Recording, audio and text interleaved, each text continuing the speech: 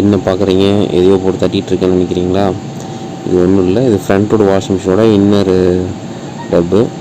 இதை நீங்கள் பார்த்தீங்கன்னா தெரியும், இன்னர் ஸ்டீல் டப்பு இருக்கு இல்லைங்களா, அதுதான். இதில் வந்து ஸ்பின் வாஷ் குவாலிட்டி சரியில்லை, வாஷிங் சரியில்லை, சரியாக புளிய மாட்டேங்குதுங்கிறது காரணம்லாம் பார்த்தீங்கன்னா இந்த ஸ்கேல் தான்.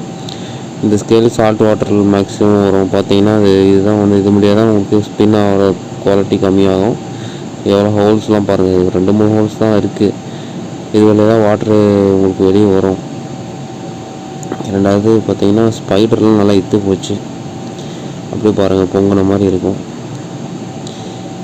இதுக்கு லிக்யூட் யூஸ் பண்ணாலும் வரும், பவுட்ரு யூஸ் பண்ணிங்கனாலும் இந்த மாதிரி ஸ்கேல்ஸ் வரும், வாட்டர்னாலேயும் வரும்.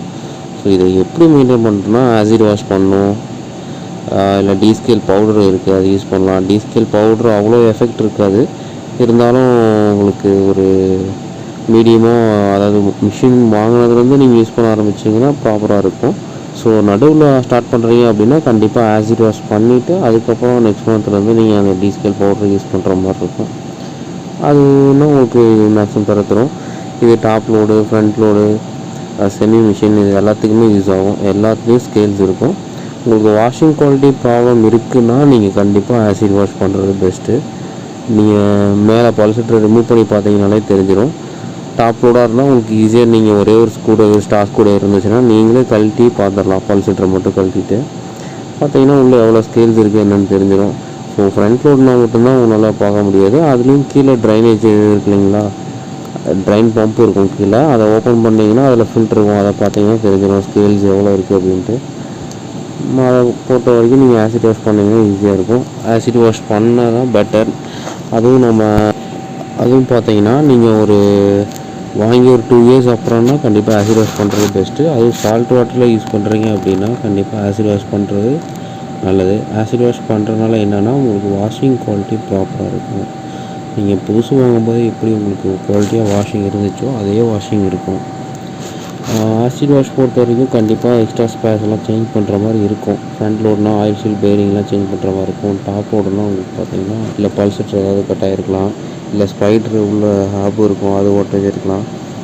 உடஞ்சிருக்கு அப்படின்னாலே உங்களுக்கு தெரிஞ்சிடும். சவுண்ட் வரும், ட்ரம் வைப்ரேஷன் ஆகும், ஷேக்கிங் இருக்கும். ஸோ அதை வச்சு பார்த்துக்கலாம். இல்லைன்னா எப்படின்னா இந்த மாதிரி கழட்டி பார்த்தா தான் தெரியும் உங்களுக்கு. உள்ளே வந்து ஹப்போ ஸ்பைடர் இதெல்லாமே பார்த்தீங்கன்னா நல்லா அரிச்சிருக்கும். அப்படிங்கிறப்ப அதை மாற்றுறது தான் பெஸ்ட்டு. ஸோ லோட் போடும்போது கிராக் ஆக வாய்ப்பு இருக்குது.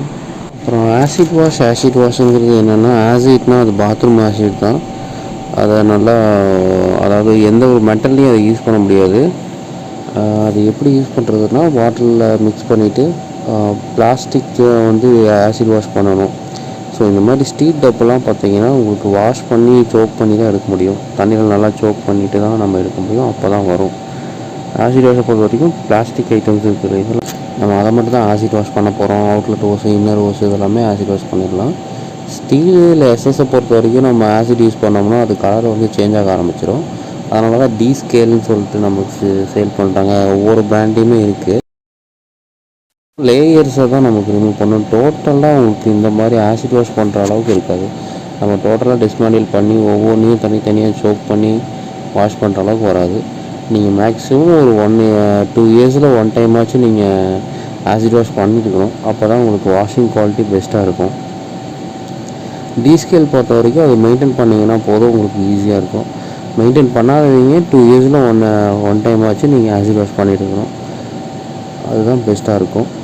டீஸ்கேல் வந்து பார்த்தீங்கன்னா அதோட அதுக்கு ஒரு சின்ன ஷார்ட் வீடியோ உங்களுக்கு போடுறேன். டீஸ்கேல் என்ன இருக்குது, அது எப்படி யூஸ். மறக்காமல் இந்த வீடியோவை ஷேர் பண்ணுங்கள், கமெண்ட் பண்ணுங்கள், லைக் பண்ணுங்கள். நம்ம சேனலை மறக்காமல் சப்ஸ்கிரைப் பண்ணுங்கள். உங்களுக்கு ஃப்ரெண்ட்ஸுக்கு முடிஞ்ச அளவுக்கு ஷேர் பண்ணுங்கள். Thank you guys.